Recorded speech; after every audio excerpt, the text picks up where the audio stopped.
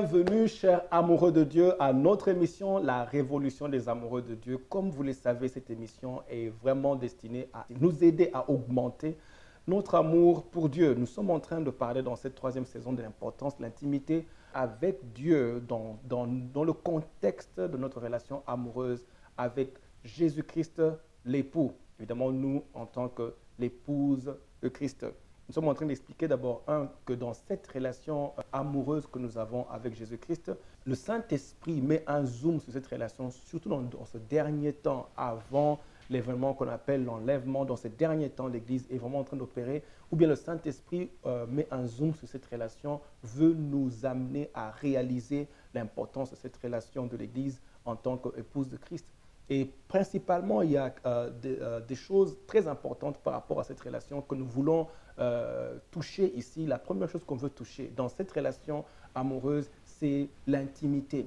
Dieu veut que nous soyons intimes avec lui et développer notre intimité avec lui. Cette relation ici exige que nous soyons intimes. Dieu préfère cette relation d'épouse et époux à cause de la possibilité d'aller plus profondément dans notre intimité avec Dieu.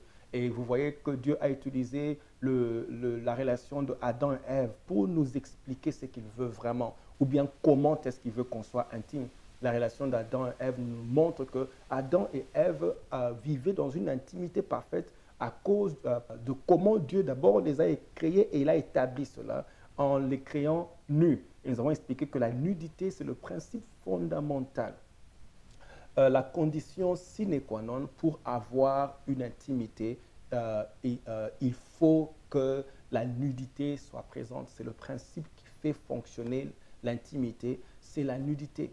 Évidemment, la nudité ici veut dire la transparence. Ça veut dire qu'il n'y a pas de barrière, il n'y a rien qui empêche ou rien qui vient entre notre relation avec Dieu. Adam et Ève étaient nus, il n'y avait pas de barrière. C'est ça, en fait, l'intimité que Dieu veut que nous puissions développer dans notre relation avec lui, particulièrement dans ce contexte de notre relation amoureuse avec lui. Et nous avons expliqué que dès que Adam et Ève ont péché, dès qu'ils ont commis ce péché-là et qu'ils sont allés s'habiller de feuilles de figuier et sont cachés derrière les arbres, ils ont tout de suite brisé le principe important de l'intimité qui est la nudité. Donc au lieu d'être nus, ils sont vite allés s'habiller.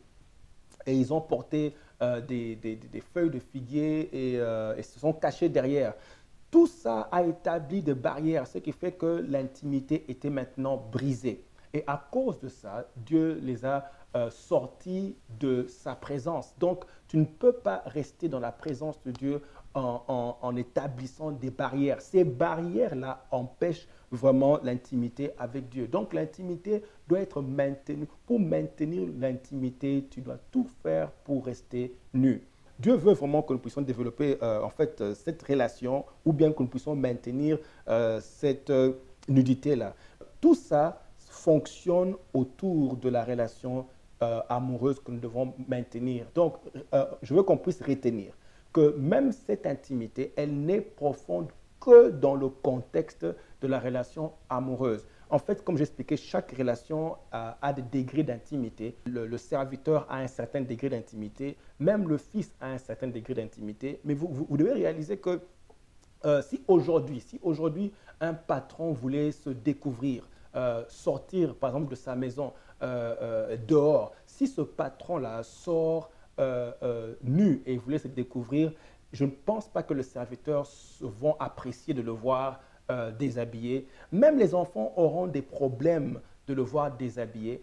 La personne qui, pour elle, n'aura pas de problème de le voir déshabillé, ça sera l'épouse. Et c'est même elle qui a le plus d'accès dans son intimité. Pour réaliser que quand on parle d'intimité ici, le degré le plus profond d'intimité que nous pouvons avoir avec Dieu, c'est quand nous comprenons notre position d'épouse. Parce que c'est seulement dans cette position-là que l'intimité peut être profonde ou bien l'intimité la plus profonde. Nous pouvons l'expérimenter quand nous comprenons la position d'épouse.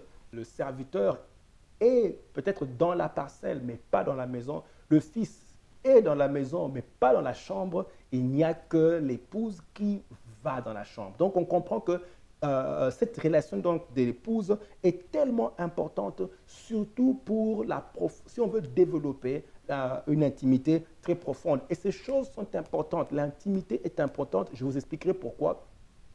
Vers la fin de cette série d'émissions, vous comprendrez pourquoi Dieu veut ce degré d'intimité-là. Qu'est-ce que ça lui permet de faire à ce niveau-là? Mais comprenez d'abord que ce degré d'intimité ne peut être expérimenté que si nous comprenons notre position d'épouse. Tout ce que Adam et Ève ont porté comme figuiers, se sont cachés derrière les arbres, tout ça a créé des barrières entre Dieu et eux. Et dans cet enseignement, je voudrais appeler ces barrières-là voiles. Donc, ces voiles-là ont créé des barrières entre Dieu et eux. Et Dieu n'avait jamais établi ces barrières-là. C'est eux qui ont établi. Dieu ne leur a pas demandé d'aller porter le voile. C'est eux qui ont porté ces voiles ou bien ces figuiers, et puis ils se sont cachés derrière les arbres. Mais réalisez ceci, que Dieu maintenant nous explique un peu ce qui est arrivé quand Adam et Ève ont porté les figuiers dans ce qu'on appelle le tabernacle de Moïse. Là encore, j'expliquerai plus tard quand je parlerai du tabernacle. Mais comprenez ceci, que tout ce que vous voyez dans le tabernacle de Moïse, les voiles qui sont établis dans ce tabernacle de Moïse, ce n'est pas nécessairement Dieu qui a établi ces voiles-là. Ces voiles-là représentent les barrières que l'homme lui-même a érigées. Parce que quand Dieu a créé l'homme, il n'avait pas érigé des barrières. L'homme a érigé des barrières. Et donc, tout ce que vous voyez dans le tabernacle de Moïse, tous ces voiles-là, ça nous décrit ce qui est arrivé quand l'homme est allé s'habiller de figuier et se cacher derrière les arbres. Vraiment, que Dieu vous bénisse. Merci vraiment de nous avoir suivis. Ma prière est toujours que votre amour pour Dieu continue à s'intensifier. Que Dieu vous bénisse et à plus tard.